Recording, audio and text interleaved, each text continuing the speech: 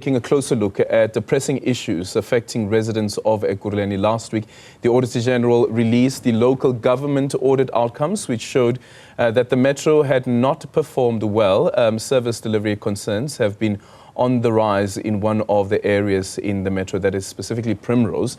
My colleague Naledi is there with the Ward Councillor from Ward 92, who represents the Primrose community for an overview on some of these challenges in the area. Naledi, it's over to you. Thanks, Aldrin. So what we do quite often, right, is that when we talk about service delivery, we imagine it to be a township issue. That's why it was important for us to start in Guatemala this morning. But now we've brought you to the other side of Ekurhuleni. We are now in Primrose, which is one of the oldest suburbs in Gauteng. And to talk to us about the challenges faced by this community here, we are joined by Kade, Guerreiro, who is the Ward Councillor for Ward 92. Councillor, good morning to you. Thank you so much for joining us. I think that if you live in the township, you think, well, everything must be a lot easier in the suburbs. What do you say to that view of, I'm sure service delivery looks better in Primrose? Well, firstly, thank you so much to Newzroom Afrika and a very good morning to all your viewers. Irrespective of whether you're in a township or a suburb, we are facing very much the same challenges. Throughout Ekurhuleni, 112 wards, we're all in the same boat. And at the moment, service delivery is at an all-time low. Irrespective of whether you're in, Tembisa or whether you're in Germiston, we are facing the same challenges. And it's deeply saddening to know that residents that are paying now have to, deal with, these type of challenges that we face. I know that you're part of the Ratepayers Association as well. I'm keen to hear what each of those challenges are, right? So what is it that the community is complaining about mostly, especially where water and electricity are concerned? Let's start there. So obviously, taking into consideration that we've got about 30,000 people that make up our ward, which is the Primrose side, one of our biggest challenges in the service delivery is down to energy. Now, Ekurhuleni's new turnaround time has changed. It used to be 48 hours. It's now anything between 7 and 15 days. So obviously your power goes out, you can wait up to 15 days, 2 weeks before they'll help you. Next challenge is now, because of our financial state within the city, residents now are expected to also fit the bill for infrastructure. So your cable gets stolen, he's going to now charge you 1,725 Rand. We need to slow down because you're saying a lot. And I want to hear everything, because ideally when I call the city to say we have a power outage, I want to know when it's going to be resolved. You're telling me that the turnaround time used to be? Well, it used to be 48 hours, so basically 2 days, and within the 2 days, hopefully your problem got fixed. Unfortunately, today, very different. You now can wait 7 to 15 days. 7 to 15 days for a power outage that serves 30,000 people in a community. That's a small community in comparison to townships, for instance, that have a much bigger community, right? And then let's talk about the infrastructure. You talked about that. So you do have a big problem of cable theft in this area. Well, absolutely we do. Now, obviously, cable theft is one of our challenges. In actual fact, anything that is metal is getting stolen in terms of the infrastructure. And it becomes exceptionally, unfair that the community now needs to, take matters into their own hands. They need to now make sure that substations are locked. They need to make sure that if a cable is stolen, they fit the bill for the city's infrastructure. So it's really sad to know that this is where we've got as a city. And obviously, we are starting to see this. We've seen this in the AG's report. The city isn't moving forward. In actual fact, it's moving very much backwards. Yeah, Councillor, I'm going to ask you to just go through these things, because what you're saying is a lot, and I want us to process it. How is it that community members in Primrose are paying for city infrastructure? You're talking about rates and taxes. What exactly, how is it that they're paying for city infrastructure? So you see, obviously residents now have to pay, so they pay their rates and taxes, and obviously as a community, a lot of our residents are up to date, they're paying their bills. But the challenge now comes in is that you must now pay more. So this is the example of your cables. So your cable gets stolen, you still got to wait your 2 weeks and hopefully they come and help you, but you're now also expected to fit the bill for that. You have to pay for the city's infrastructure. But you don't own that piece of infrastructure that you pay for?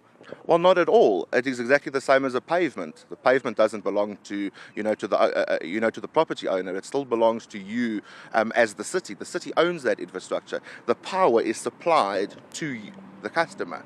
Okay, so I'm trying to understand this. So if a city electric cable is stolen, I have to pay for it as the resident, right? Out of my own pocket, and I'm given an invoice to do so. once that takes place, what is the explanation from the municipality about why they don't have a budget to fix degraded infrastructure? Well, you see, unfortunately, there isn't really answers that are ever given. And as a councillor, I also just sit hoping that I will eventually get communication. It's ultimately you pay it or you sit without power. Now, I've got residents that are senior citizens. I've got residents that are unemployed. How do they afford to find 1,725 rand? And obviously, the challenge comes in is now not only that they've had to pay their rates and taxes, they've paid for water and lights, you now have to pay for infrastructure. I mean, you're the ward councillor, right? So talk to me about what the hierarchy looks like. So when you then report the challenges that are faced by Ward 92, who do you speak to? Are you heard? And who do they speak to? By the time it gets to the Ekurhuleni Council, do you believe that the messages of this community are heard in council sittings? So unfortunately not. But as a councillor, obviously I am the middle person between the community and the city. I take the information, the reference numbers, the addresses, and I send it across to officials, obviously pleading and hoping that we will get problems resolved. Unfortunately, most issues are not resolved. So let's say, for example, you report a pothole. The likelihood of them fixing that is very slim. We have probably about 1,500 on average street lights around Ward 92 that just don't work. I'm told there's no budget. Now the challenge comes in is despite eventually escalating it higher, so going to MMCs, going to divisional heads and HODs, making your way to the city manager, going all the way to the mayor, unfortunately you seem to hit a brick wall every time. And the challenge comes in is that as the face of the community, I take the brunt of that. And at the end of the day, I feel for my residents. I know that they're suffering. I want to ask you this. You obviously would understand that watching this, and I did mention this earlier, that the challenges that you talk about are quite real, right? 7 to 15 days without power is startling and concerning. We've just come back from Guatemala where the community there says they haven't seen their ward councillor since April this year.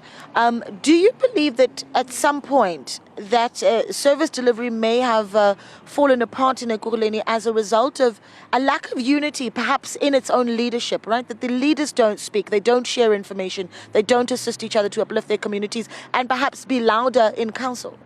Well, absolutely. Ekurhuleni has 224 councillors. You've got 112 ward councillors. You've got 112 PR councillors.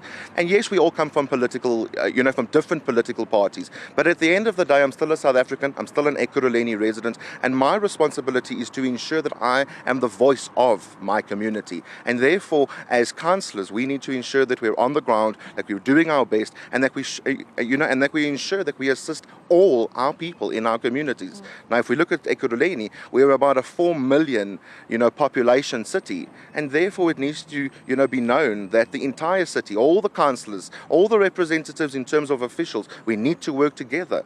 We need to acknowledge that our city is falling apart. Yeah. The mayor sees this. What do you want him to think about? Well, obviously, I'd like to plead with the mayor. Please let us work together. Let us start focusing on what is happening on the ground. It's very easy to have a pretty report or to sit in council and say everything's fine, but let's come to the ground. Let me show you problems on the ground. Now, irrespective of whether we're going to the townships or whether we're coming to suburbs, we are all facing these type of challenges. Service delivery, all-time low. Communities are suffering out there.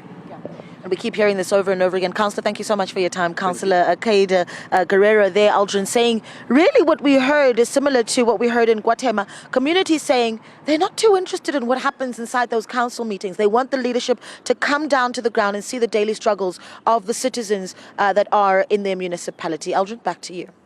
Thank you so much. There is Naledi there coming to us live from Primrose as we focus on the city of Ekurhuleni. It's part of a focus that we have here on the channel. We'll be focusing on various municipalities, and a bit later on, as she indicated, she will be in conversation with the Mayor Kade, speaking about some of the concerns raised by these residents.